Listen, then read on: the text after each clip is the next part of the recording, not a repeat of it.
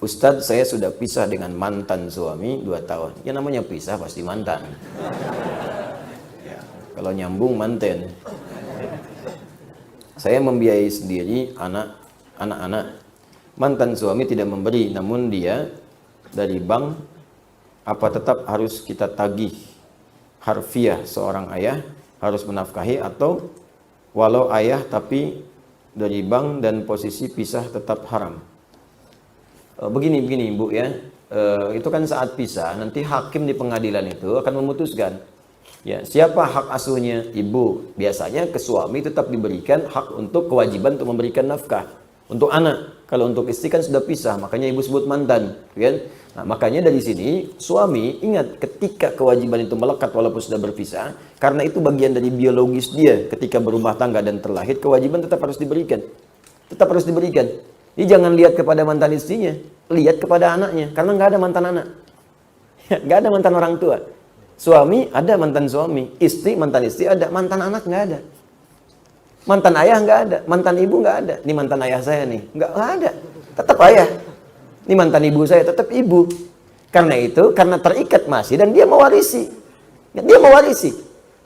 perceraian kedua orang tua tidak menggugurkan hak waris anak itu darinya. Makanya hak waris tetap melekat, walaupun jadi mantan ketika ayahnya meninggal dia mendapatkan warisan. Istri tidak karena sudah berpisah di situ, terhijab dia. Ya, maaf. Kematian satu, kemurtadan, riddah, termasuk perceraian itu yang menggugurkan kemudian bagian dari hak waris. Dia nggak dapat warisan.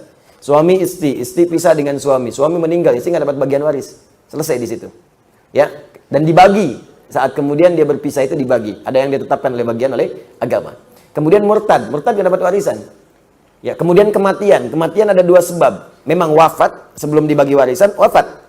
Ya, ingat, bukan wafat duluan yang ahli waris. Kalau wafat duluan yang meninggal, kemudian ahli waris masih ada, setelah itu dia meninggal, tetap warisan diberikan kepada dia. Karena yang wafat duluan yang akan diwariskan warisannya. Yang kedua, sengaja membunuh orang untuk mendapatkan warisan, terhijab dia, nggak dapat warisan. Ya, nggak dapat warisan. Itu terjadi nanti di masa-masa, bahkan ada juga di Al-Baqarah itu. Ya, sebab dinamakan Al-Baqarah. Salah satunya begitu.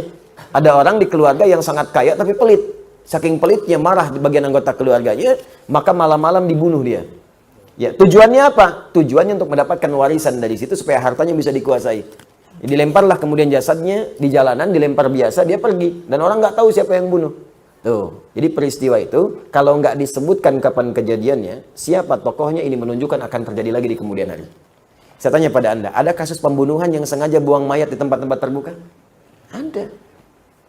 Ada kasus pembunuhan karena warisan? Ada. Ada kasus pembunuhan karena selingkuh? Ada. Makanya kasus-kasus itu diisyaratkan dalam Al-Quran di masa lalu supaya tidak terjadi di masa depan. Tapi kalau disebutkan tokohnya, kapan kejadiannya, ini menunjukkan kejadian itu hanya terjadi pada orang itu dan tidak akan terjadi lagi. Seperti Maryam, anaknya Imran, disebutkan namanya plus bintinya sekalian. Wa Maryam ibnata Imran. Kejadiannya disebutkan, tak pernah disentuh laki-laki manapun, tapi bisa mengandung dan melahirkan.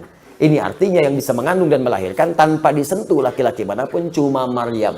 Dan tidak akan pernah ada Maryam lain. Ya, ingat, tidak akan pernah ada Maryam lain. Walaupun di masa sekarang ada namanya Maryam, bisa mengandung, melahirkan tanpa bapak, banyak yang gitu mah. Ya, tapi yang tak disentuh laki-laki manapun cuman Maryam binti Imran. Jelas ya? Baik. Ini yang seperti ini tetap ada kewajiban, dan kewajiban itu tetap diberikan dengan cara yang halal. Jangan berikan yang haram, karena itu pun anak akan tumbuh, mungkin melahirkan pahala bagi Anda. Dengan istri mungkin berpisah, tapi anak itu mungkin jadi penghafal Quran. Anda kurang amalan, anak itu mewariskan amalan untuk Anda, maka berikan yang halal padanya. Supaya pekerjaan amal solehnya mudah dilakukan.